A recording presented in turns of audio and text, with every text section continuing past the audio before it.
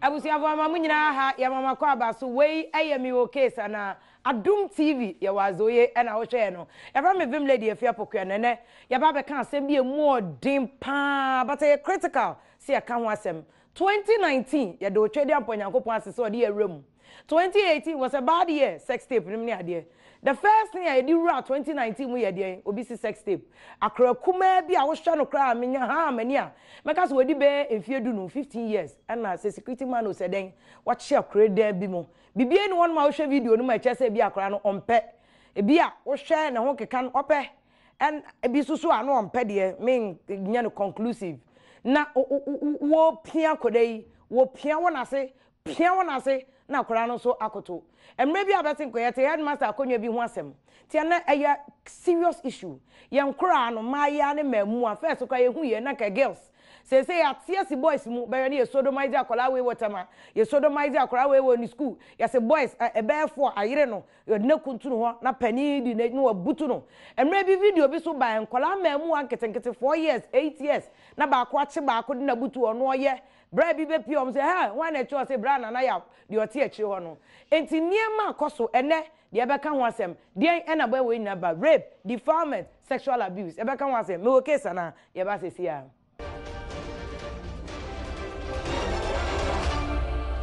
for me sam makwa ba bi we ayemi wo case na ye wo live e wo Adom TV ye wazoye na we nko ani dwumedi a ye de bra mo cheche mo mranim ye nyina ehumra no but na emra kese ba ko ehia ye ne ye mma ene nkra ene sometimes ye mpompanifo se we ye oba we ye bema ye tumi to mo na o ye tumi abuse sexually wan hwe ye na ye di wadwene mu dem psychologically afa wo nampa na osunsum adwane efri ho ntia na eno ne asema ye ba beka e wo ha no mame ka obi e fra me vim lady afia pokua nti ye ha de emran ko an ye ka wo ba so a wo case a wo kra ba wo ba Joy FM dan mu so hwe vim lady ya chewa tan na bia ya bo am ye hu se wo case we ye de wo case we de wo ni case we de kopacha ko hu abeg we de say we say wo pedop sufo e be connect o e de amadop sufo lawyers ni ama lawyer obeboa wo na we de wo case no ama e hu hia se emra wa Ghana ha na obetana no wa ha hai na sabi wa ma obi ebu kwase a unni emra bia so emra ho ebebo ho ban enti ene de ya sheda Ministry of Gender and Social Protection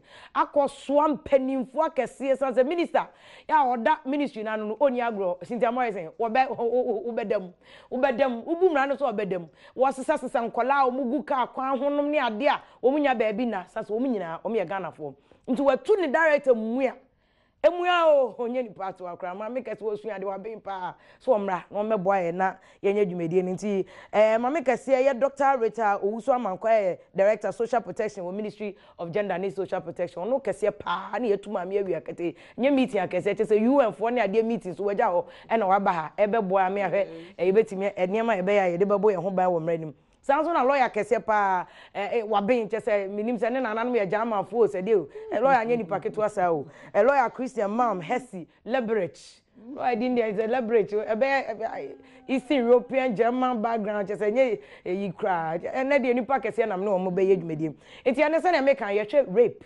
defilement sexual abuse any se de emra no kire wo ho memu ane ye sodomize obe no bi de akowura no to no aha no abaya no ase no sex tape onkofo share o man bi hwe ni nyina etiamra ye behwe timpanifo good afternoon awie thank you so much samaba mse mu nyina mu nya ni paketo asa nti me hu mu kwa me hu e wo so samaba ti lawyer ye dase so lo mema waka emra no mama minister won no si minister anemu wa ha so na me the custodians of Nkolane, everybody who needs social protection. Patrol say, what is the state of sexual abuse and rape, defilement, any generally sexual abuse? Of course, what is the state? Report to me na more ministry ho.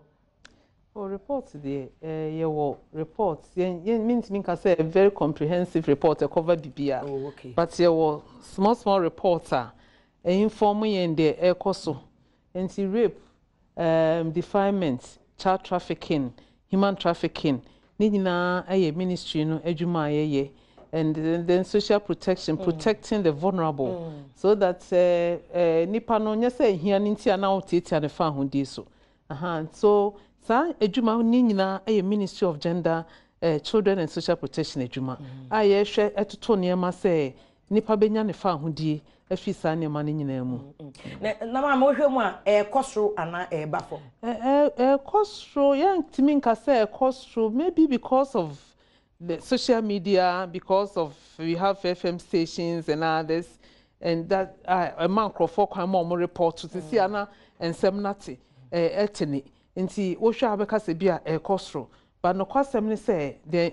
any more importantly no amanfo eti ho asem nti eno eye because sade no ye de shisha yi ase a na emma yentimi nsi ano kwan pate be to tables no obi ehu dia ye nyina keka etibo mu a ye betimi asie ano kwan ama na yi wo ho but awareness ehun nidie no na abasro which is good kafra me fa ma wo chire which is a good thing eno boa pa mo wo cases no krese enkofo ka hye because I say there was this debate about say well, it is a rape culture as you suban bia na me I disagree say there's no culture like that because yen Ghana for us amamre no ye say the ni amamre bi e combination no I say obi wo sika na ye de akata ni ma so on say amamre no yen society no yen ye dwene family no ho yie pa nti asempa na if say be tarnish the image of the family na ye pese emu aso but say that's me kind no say no sometimes so no before you are aware na dey no call out that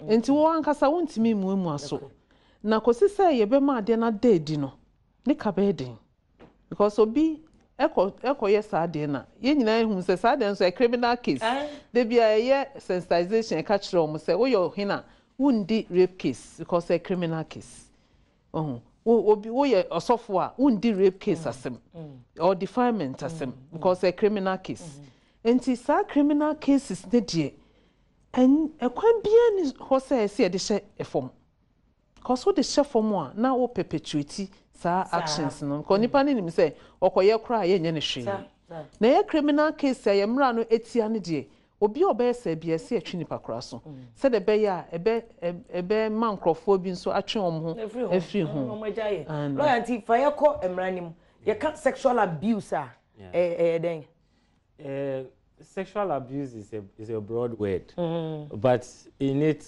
we have rape we have defilement we have indecent assault and all of that you know so all of them come under the sexual offenses sexual offenses against a person you know so rape as we have it under the Act 29 or the Criminal Offences Act yeah my tree is not it's not fluent so me can say oh last name no Leverage yes a German origin yes we have German ancestry and don't teach you my tree is not correct it's not correct but I'll try you try and mix it small. Yeah I'll be mixing because you see the law is already difficult and then if you make it too broad then you lost people completely we'll make it very understandable for everybody sexual offense it says sexual abuse no esun because obi be a certain offense against someone sexually it has to be one of them. It's either rape, it's either ibia sexually violate the person's body. And when assault, no. Indecent assault, no. What does it mean? Sexually ibia obabi wo ho a pese ibia wudi bibi akohye na ase ana bibi sa ana wudi otwemu no waboni ato ho ebia wo pese woni nya bibi enye wayire no force so in let me put it in a lay context ebia assault etu anamon for sexual activity etu man kwa and there can be sexual assault also against a member the law is broad on it so it accommodates the both parties because you can have a man who can sexually assault a male. You understand? So it keeps it as that. Inti sa adieno the only problem a woman is a misdemeanor. Misdemeanor na say bone ketwa. Bone ketwa. E your criminal code. Yeah. Nti ya ntwe aso gidi. Because sexual offenses no say we share rape no any na first degree felony. Okay. You say be a felony a say bonia is serious. Na misdemeanor na bonia inti felony no ubetumi anya between 5 to 25 years. Okay. Say obi rape need is serious. Yeah, rape need is serious. But need felony. The problem no so with our Act 29 with respect to sexual offenses ni say if you compare our jurisprudence on rape ni all of that no compared to the UK laws now we say laws with respect to rape no is more advanced because they just don't look at penal penetration. Say looking to the all the orifices in law no you can't orifice say ebia ni bema no or the ni bema no or the run enum okay ana or the ra nechi ana or the ra nase inti UK law all the three orifices are very, very important in establishing rape. Bagana no our rape jurisprudence has not moved up to that extent. And for them, they have tightened their rape laws such that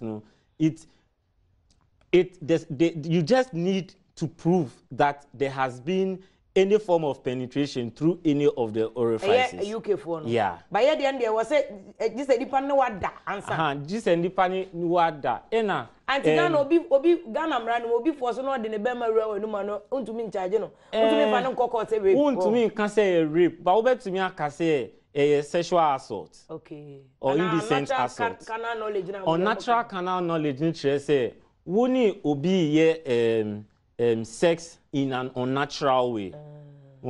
Into the definition for rape under section 98 say carnal knowledge of a female without consent above 16 years, sorry, above 16 years without consent. Into say who could prove rape obi ana osi obi a rape obi a first there was say carnal knowledge ni wo ho ana there was say carnal knowledge ni say o was so de ne ho kan ana was by force ono da ana was penetrating in Ghana was say on penetrating oh nti o try kra no brush ya say who to me fa no nko say I was say on penetrating say who hwe na who say ye with cases we share cases to say state versus Jima any another one be Agbenyena versus the state.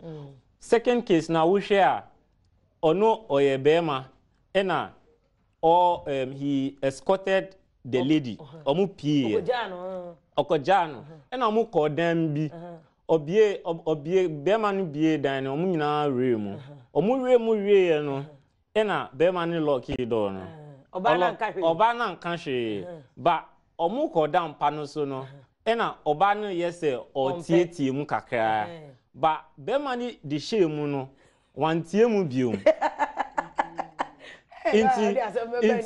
inti omu call court honum no omu call high court honum no court no found bema no guilty of rape but or appeal inti na aye or no versus the state inti omu appeal ye no judge na otro dissenting opinion no can say ye pese ye improve rape it was say ye to improve carnal knowledge na carnal knowledge the least of it to prove it say there was penetration the least form of penetration will suffice but that's a dissenting opinion inti beyond that no so consent is very, very, very cardinal in rape matters.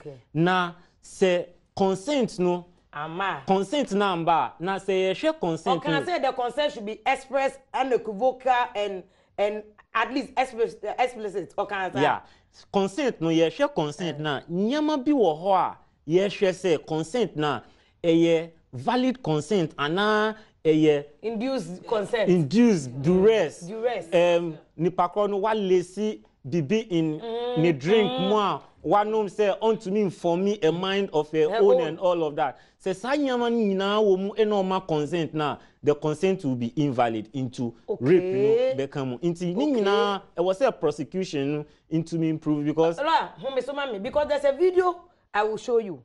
I will show you says here. This is a small girl be already best at 19. But person a lawyer a director so bem. Now on this issue and send a video no so. Osho akola na it buttresses the point that you are saying. Akola na kasa na ebutu ho. Na security man no dey all fire waiting. Christmas here oh yeah go new you want to video no buy. Very pathetic. The year began. But on one security man ja ya na odane akola no. Osho akola ni facial expression ne dimina. Ne ya bia ompe. But oh yeah no one TMO. The dissenting opinion explanation now. I didn't even finish. If I had finished, not judge no catch say.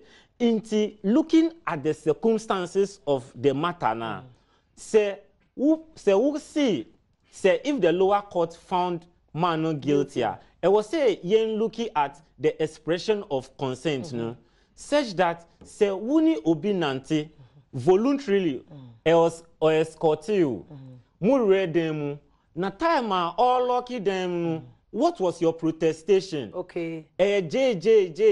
Utiemu. Say.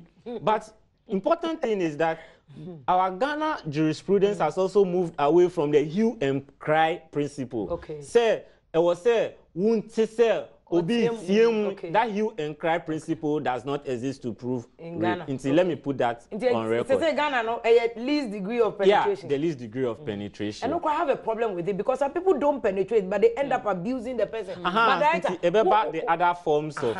Director, fortunately, director was not a lawyer. Director. I'm a lawyer. Director. Yeah, we say cases when you're not dealing with it. Director, mommy, what do you want there? A lawyer can host. How to prove these cases? More as a ministry, do you have a difficulty with it? Because they may who in my court report, I started as a court reporter. Obi kwa I say for medical reports. Sometimes I want to meet your medical report. Or the baby normally you see the doctors will just write hyphen ruptured, laceration and bruises. They will describe that it is the kind of condition they found the victim. No, it's said that the person has been penetrated by something that looks like a penis. This is the doctor's report on the member. The judges will be taking decision based on the victim, no, the INS, not some more and a medical report. And a lawyer can say, any enough. It's more ministry, to some of these complaints. Yeah. One will say, said the Orcano, when you are this year, say, Uno be ye bibia. It was so, ye bibi man, ye who said, then I won't. Your no must be very exactly. And may share a man, my own crime say they should insist on their rights. So, no be a bibi na say, pa, many who say, pay. Men stroke, and we need to empower our ladies to a level, say, they almost stroke, say, omobe resist on their rights. And that is what the ministry is trying to do. That's a man go, boys, because I say, me data be a me war ha 2016 data be it just say ye were 22 meals be a ye differ nti na che say say man no about 187 but we have development how about rape cases where rape so it's rape rape is oh no rape is 79 cases. Yes. For the year, no. For the year, no. And then defilement was 187. What are they no? Defilement is just a colony. Nipa cry ya ne sa no. Or you below 16. Are they no? Uji this no doors no. Is it because of me a vulnerable? Omu nim na nkofo person who pray on them ana. Yes, omu nim. Ena omo ye vulnerable. Omo ankasa bi o hwa wo ya de na wo start kro nim de o person o kire. Just a wo ya kodru baby. Oh, and untina education no ehia no se woba parents they be am ka say parents where you role groups church faith-based organizations Muslims groups Christians and obia wona sede state no so e wo ya sede no na ye can say enkola no we need to educate them say obi touch okra no matter the person's relationship with you obetimi your uncle if you obetimi your papa and papa for no kra repo mama enti obetimi your obi a ne hu the touch na genuine touch and a touch na will lead to something else. Mama, obey who they genuine. And my argument or making is sometimes a man can say no, a lawyer will come to you on that because you deal with this on a day-to-day basis. Or a man can say no, what they actually mean. We are talking about children. Okay. Children, whether the child say no or yes, you are not supposed to mean my consent. Exactly. Only capacity to give consent. So that's what I'm talking about. Okay. That we need to educate them to a level that they will know, say, so be a touch. Yeah, kola obi tia no ti unsem a chire bibi. Aye. E chire bibi o. E batin kola ni mo bi beti ni nsem na onhu de. Is it the parents that are failing? All of us. Parents, churches. Oh, churches say near be o ho a ye nka wa sorry dem. If he say o kan wa say. But ye nya say be kan na ye nyina ye well equipped. Now you could do baby na say who could share situation be one how to deal with the situation. Mama Zamba will be a director about Asemana lawyer can say abroche or can UK say what the slightest degree of penetration best I told for rape say would they share pano say benenum would they share a cheek would they share nim nina becho what there Crawford backwater in my court report na judge be a cocoa affairs and just in your wolema. Now when I didn't cases in baby when I started as a student journalist on and I no ko o ya say me brush keke nti said the lawyer achemuno ye de ane ntisa ye law no nti obeti onya good defense obeti me afa no wadi nti ministry no mo raise concern with ebia say parliament mo na ehemra no ana bia CJ no me ade maybe say omo decisions no mbese say the omo hwemu na yeah we ministry try say ye be amend ye be try to advocate for the amendment of certain laws. Okay. For instance domestic violence bill law say and cover steps. But it is a development a trend we need to deal with it. And we will advocate say yeah laws ni bia ya dada no yen system yen fa nema baby and shishim na said the walking yen move yen go a little bit ahead of na yen share best practices around the world na yen timi improve on your law no to say the walking say obi brashe wa na wo fa ne ho adi meanwhile na wa sell life and yen hu say the consequence of the repercussions of sad this thing and go beyond sexual sometimes mentally socially no confidence conform and here nyame am crown sorry view Madam Mesamba, we have to go for a quick break and then you come back. Come here, because I'm a victim of sexual abuse. And this is something I take very personally. And I was still who take me okay, Anaa. You were live on Adom TV. Yeah, but say I wouldn't match our experience. Be a minya. Na me wo PMP. Na I feel na master as a journalist. Me tena trot room from Temabesi La Paz. Na me call Abeka. Me tena trot room na taxi. That I'm not over never 5 on a seat.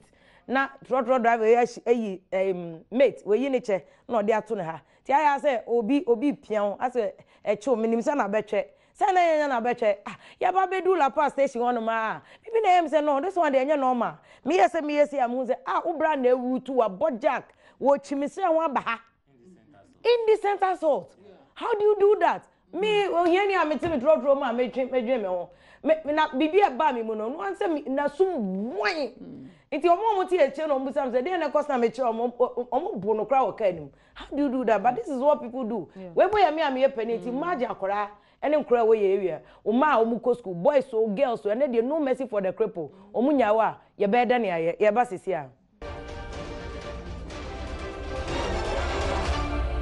Abuja boy sam makwa baby so ye wa Adom TV so live ye wa zo ye ene mi wo case ana nti ene de me ankasa mi wo case ye nyina ye tie yo case wa wo hwe wo fie wo case wo ma no omo case boys no kra de say omo case cause enkrofo chi omo no omo di rere omo to sodomize omo emaya no wo case ene man penifo sisters mu wo case cause ene kofa be ma bia aya so ope oboa ye from OPD ompe bi edi wo bedi no a video watch na wan say be blackmail no wan spread on social media enum go asiesa obo akopege obi kra no ampe ni bia no abona to we obe pesike bi no atwe boy foforo ka one ne nkoda no video no say ni din obi ni obi jaya no or share video minim baby as adwene ni free na wo attempt cry say obetu nipa no mo na no anya no a etumi ka nipa na adwene to obi won mo to won mo ko share be ma bi kwa no e good ana oba bi a on to me en na na di so pe no be ma bi wo pa say wono pa be start process o feel gay tete na ye papa no mo me de na to oba no so a oba ma bi wo he so traumatized from experience bi o to me can't try yes oba no be ka so ato no mo na oba bi wo so kwa na ye ma hye no. We are killing ourselves every day, but psychological until you Tina na so lawyer any director from Ministry of Gender and Social Protection. Ya better na come once because I deal with 2019 see a jai. We can no longer enter a new year. There be a sex tape na crank etwa and year to amona. And see Laura, Mama Sambra also be this issue that you were raising about say obi the case in be court.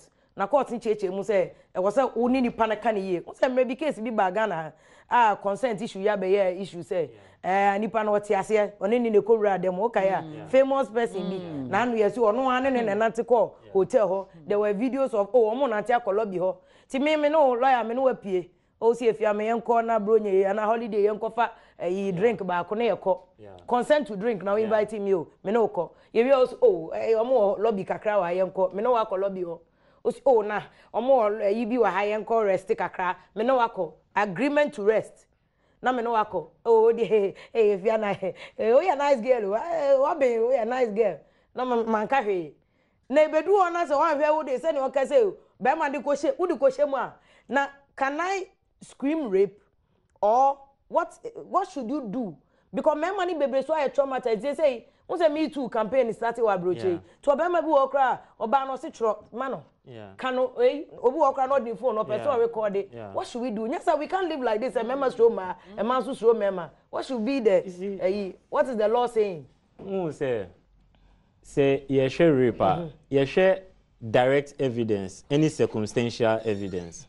Na we share scenario woman no. If we are following the progress of or the sequence of events, ube to me who say at every stage there's a certain commitment to engage. Okay. Inti say you drew last one was there an engagement? Obi can say no, Obi can say yes.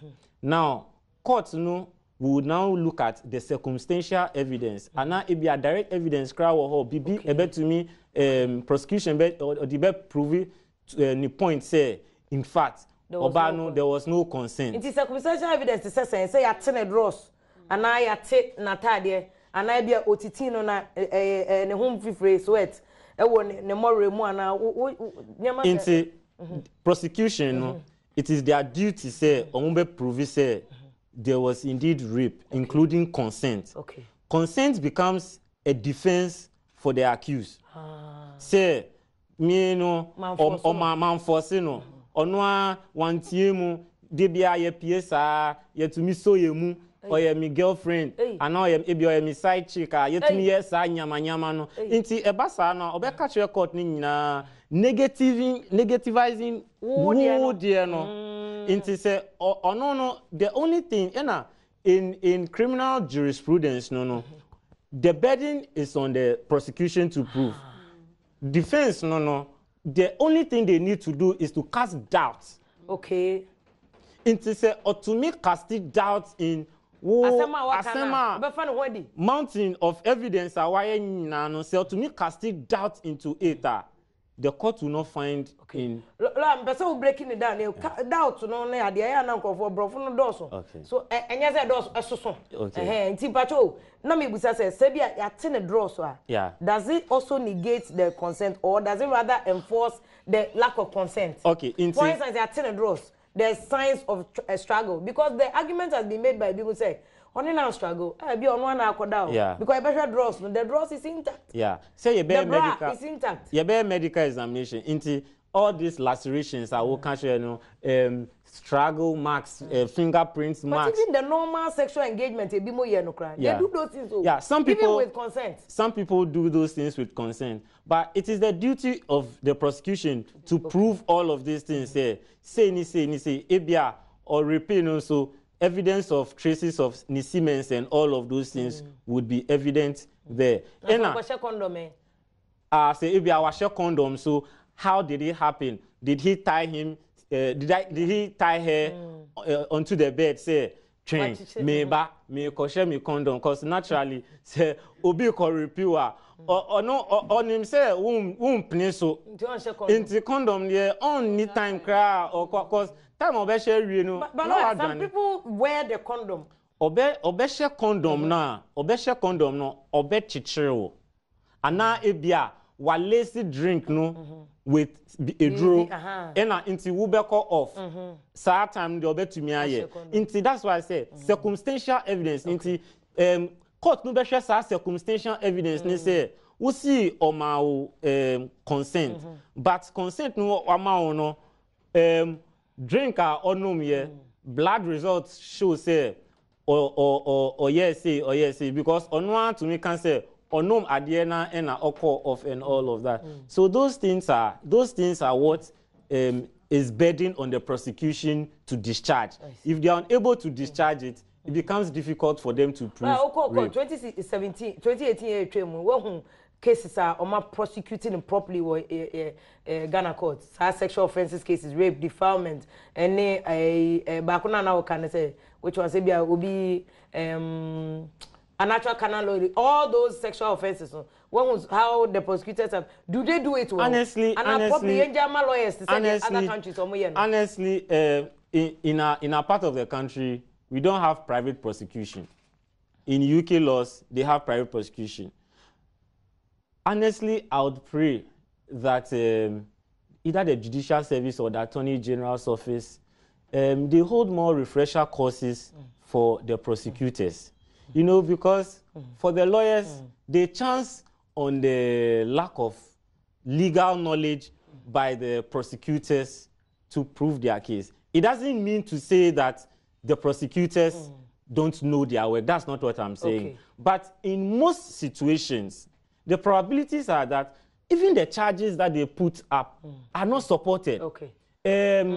Even how they carry about the prosecution, you can find a victim's case so good, and yet prosecution's drive on it is very bad. And so, and as a defense attorney, he is only to cast doubt. And lawyer, you see, this one here, okay, say, oh, you are not saying the police, you know. Let me even save you. Police for no, it's not their fault. They've not studied the law. Yeah. All they know, law kakrami at your mama police training school. Yeah. No? But as a lawyer, who you sat in a whole LLB class, you do your professional course. If you work for other jurisdictions, you do what? Broad knowledge. Who prosecute here? You prosecute it well. But madam, I don't think I want to say. So if the state and I hear prosecution said the lawyer Kenya, he's even saying that should be I am a private prosecutors. And remember that will all depend on amendments.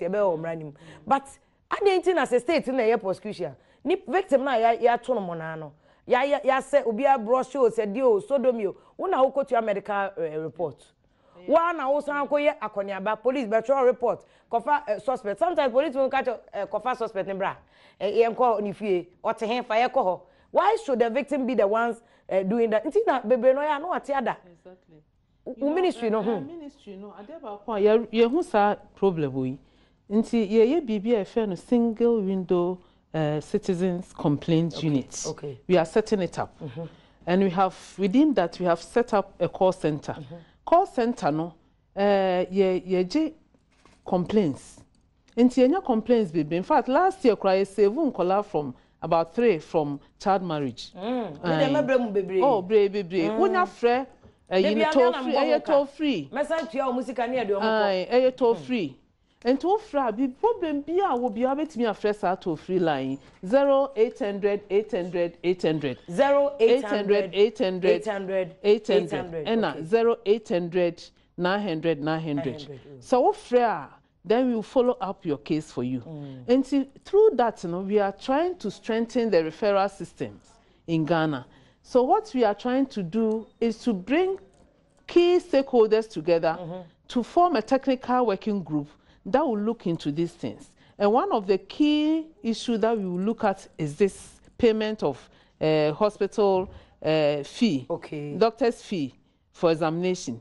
Until now, you hear why ena ebetimi one esotua can ebetimi ajemu ama say ona mo monche dodo yeah because by now because victim ni be a crap me say me call village bi wa dancing ka ba home pray no twice in a week twice in a week ya to akola bi mu na bibi wo ho no ma obedu poli onye ma me say asam no ohun say if you look at the decentralization now share say social welfare ya decentralize say social welfare cry nya under Ministry of Gender Abuse. Oh, okay. National office no na part department but social welfare offices from regional level to the district level ni na ye under the office me say omo the whole district no more 1 or 2 social welfare offices. It's a legal aid scheme for better say they won your loyalty.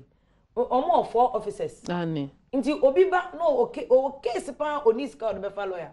Enti no eno nti na ya start kakra say be yes a single window system. Nti how da be na hwe say be start here. Oh, I start make us say your call center. Okay. Yes, Chief Justice in and launch in 2017 December. Okay. Enti ya cases bebre na ba yetimi asolve a. Nti revenue department nkwana case in fact if you feel suicidal crowd omofre and you preventing crowd bebre from committing suicide.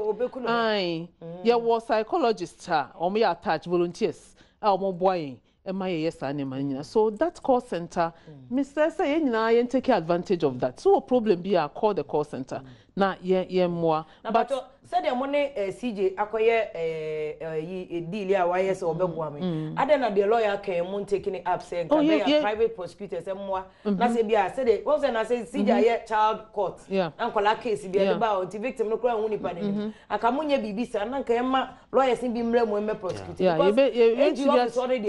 betimi taking it up you betimi taking it up na yahwe the person san ye ba ko ne say ye translate laws no into local languages. Sometimes we want to even do oral one because obi o wa I can the tree nobody again go phone to me can the best say TV stations name FM babu o sika nti mo kakra mo famra be am general ministry munya a lot of donor support mumra you do it near running the commercial ye be ye no ye be translate this year nti e ba mo support you me ye person yes anu so again say you better community dialoguing on some of these issues. So you for community be you ne district assemblies ne ahema for no ne person yes adem you kwa akura na say you for rape ne apel resource person no abeka say obi person rape these are some of the things and ipakro ye o rape this are na o rape so de esa wo ye ne nyina ye bekeka ho asem ne abone de road this year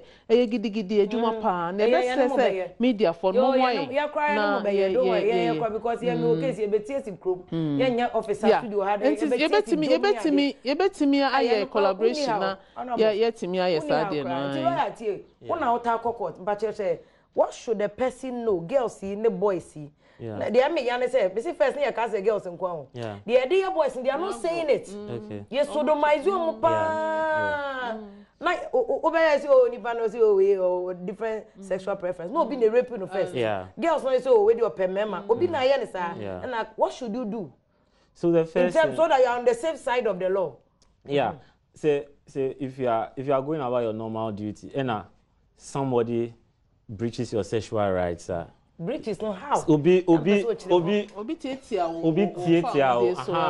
The first thing say, if you're a child below 16 years, tell your parents or your guardian, say. But then if you do that to your child, if say who catch your mother or your father or your guardian, you have every right to go to the police and make a report. You understand? Not fair line, no. You be follow me up, in Ghana, so no, you need shelter homes. Shelter. Because I heard on Joy FM, was it this morning or yesterday with ACT Foundation? I mean, they did that for I think about 20 years. Lack of funds caused the woman to close it up, to close it down, and now almost per se they raise it up.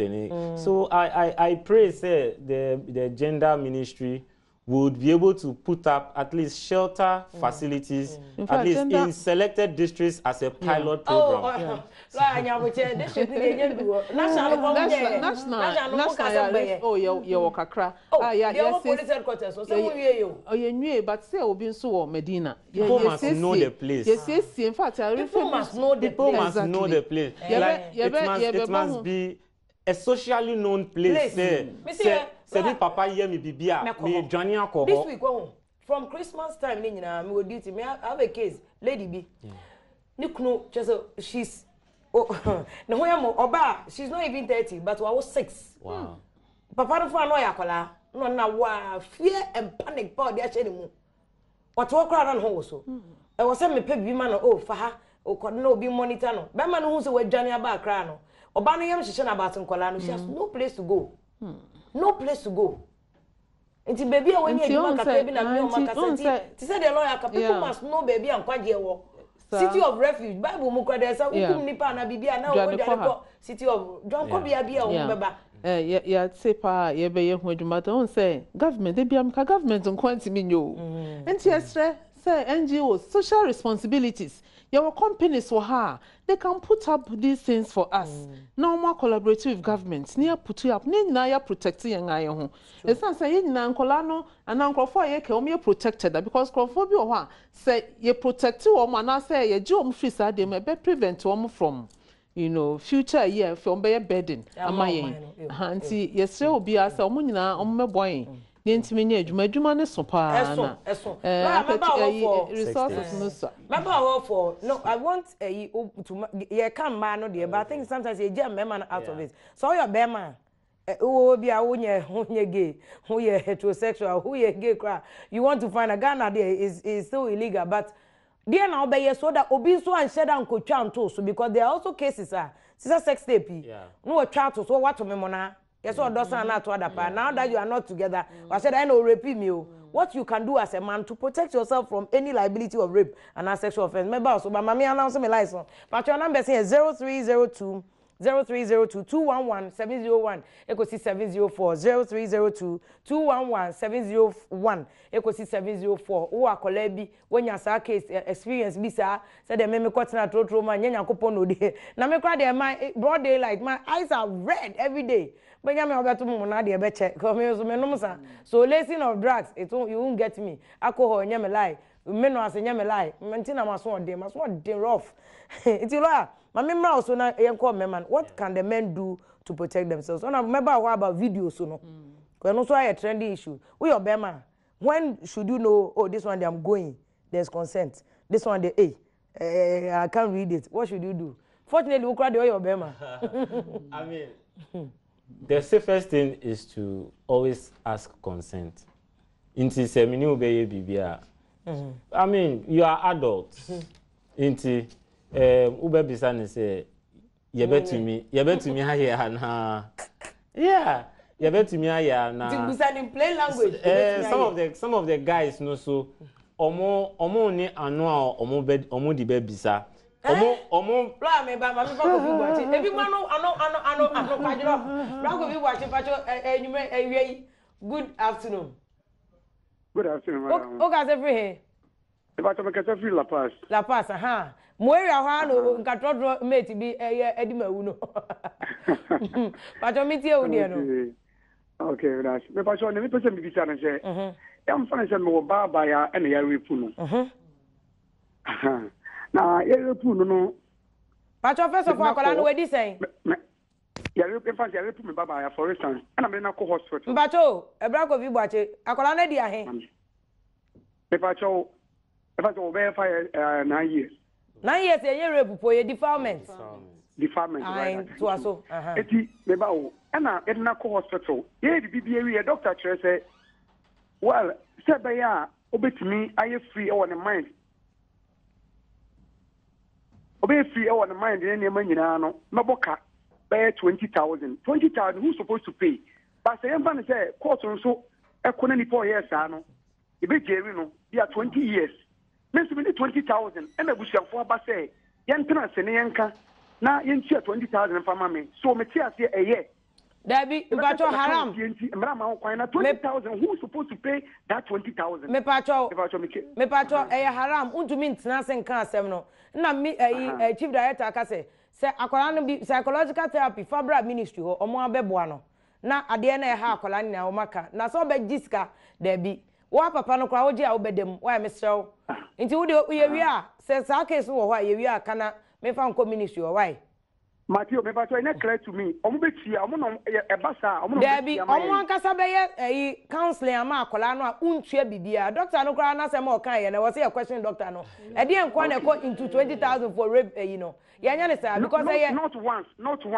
Throughout, be about 4 or 5 years, sir. Oh yeah, ombe okay. A continuous treatment. Ombe omo ne be kasa sa because enya de 20,000 they forget the doctor na bia na opay aye nti bacho why enkojiska bia nya sa akola no unim de beto akola nda ache na wakojiska de ene na ochina asem aba yes mama fra brasa me good afternoon awie Good afternoon. Aha, it is saying I'm Adom na also. Yankopon adaro o ka say free he Yes, free Accra you yenti o Today we am by the rest of the case me say me about the net na o ye me ma sam. Some person wa run to say me yen do. o ye me masem na wo so mpe me masem I said there was a make you choice. O ye me ma sam. So open sa with me masem dia no afa na ne one me ma na aka nya ache. So wo mpe so dia say obetwe ho we dia say lawyer dey we lawyer want to me nchira no anya legal issue. So on where wa kuma asem no wa to pamu asem ti wa you do it and face the consequence of it. So on Paja say me pacha say we anya lawyer asem nya legal issue. Why? Wa abuse you so we did what man na wa abuse you bibia. Me did matter but me ma sam no ye na ha ma jinte say me yen. Me ma sam de opa no wagya o mpe so anu afa ne sa ne me ma ni nyina why? Unya ho candidates is syphilis no afa ni nyina. Donay, good afternoon. In most cases. Hello, Donay. Yes. Good afternoon. Yeah, good afternoon. Who can say free? From Aflau. Aflau, good. Yenti. Yeah. I'm saying that in most cases, and that's what the lawyer has just said, that for the prosecution, sometimes the cases, in fact, we have problems. You take some of the cases to the court like this, but in fact, you see that even there is a very vast case over there. There's a very big case for which the judge should win, but they don't win. So we have problems. So the law should be revised, and they should revise the law so that they have all those things corrected. Okay. Thank you. Donay, thank you very much. He's calling for say yenye review in the law. We have to change the law because it's also one say sometimes on as a layman or court or who say will be a good case, but it turns out that the person loses the case. Anes, good afternoon. Oh, afternoon. Me hoye. Also no credit that one was rape cases with the a police for no. I have Buddhist can don't mean can you. There's some UAC ha. Which means Obana Tia Semo Muye Bia, which means I think there are two families no problem in almost that ya some no change that after not to the bueno to say, well, written. If you do what Obano do a call 17 years, 18 years, no what here, but other part looks me at I said I quite see age no so much of the teachers, Kediama, political one, if I see age no so there was a certain case you come as non certificate in one here. They want to find a means and way to come to somebody jail because of that confusion and that family. It is a very nice a political no. I what should be the amount. I'm with the case young. What is there? Yet that about you know. This can no said I said because of that problem to put a jail Colano. The solution is the solution is depending on a good lawyer. Since I call the best educator, you are it mean in the hospital checking the best age. The doctors are able to tell. And you don't worry, if you have a good lawyer, some of these things are easy to be determined in the court. And how the problem is we only scout the lawyer. And that's where the problem is. Legal aid is so when it's not your fault. When you're proper Sister Salome, good afternoon. Sister Salome. Sister Salome. Una home article no. Oh, sorry. Sister Salome home article. Last person home. Hello. Interest on callers no as a lawyer.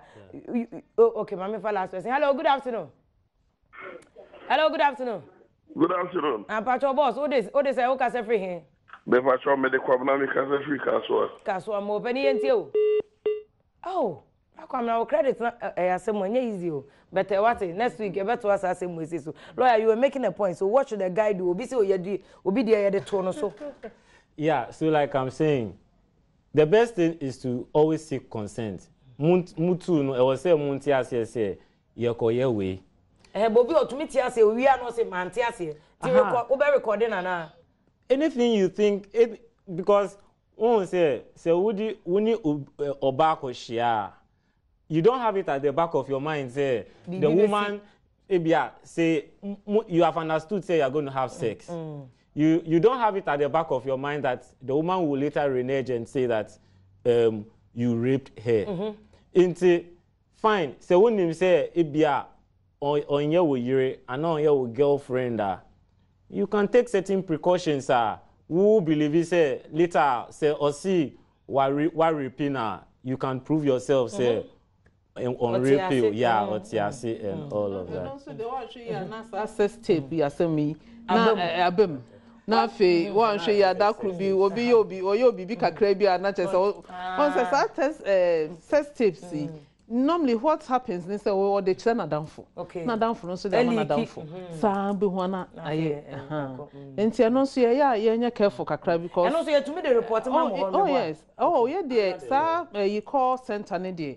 What the bar na baby yes we referral place nti wo so you be refer wo to places on bebo ama under the law no section 280 and 281 under chapter 7 of Act 29. Act 29. Yeah. It deals with offenses which corrupts public morals. Okay. Into issues concerning say ebia when your girlfriend share them more recorded mo sexual encounter.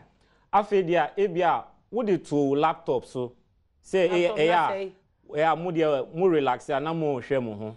It is a bedroom affair. Into sa laptop no I say would ama repairer. Into repairer no oh yeah wa hwe hard drive no wa ho say ni so e na wa twe. No dey call. Into say otwe e na odemana downfall. That repairer is liable under section 281 and 280. 280 and 281. But what we record here any day no what we record here who here okay. But say also who record it and I would distribute here. You are foul of the law. Okay. And at the end of the day it's a misdemeanor. And but you see there to say video here make here or the camera next you. Yeah. And often there babo no o me camera no. Into your omo record it there because time or recording no oba no hu say or record. But what if since you was say woman oba ni hu say record answer. So o record without consent sometimes no oba no on him say who record it. That is a different matter. Okay, but I know say our case. Ono the oba no after circulation no oba no crowd bet to me ask you Berman no say why did you record our act? And we a different thing than more a record the no ena obi a leke ade ana wo ankasa wa leke ade no. So any form of publication in the form of cinematograph film drawing and any other thing no lawyer time na so it's a very interesting discussion. Maybe one of these the best baba you be recording no ehun asem ebien ti abusia for me case and you sua niam ye face here na so twedi apon yakopɔ say next week conference chair na fe ye nto aso my lawyer Christian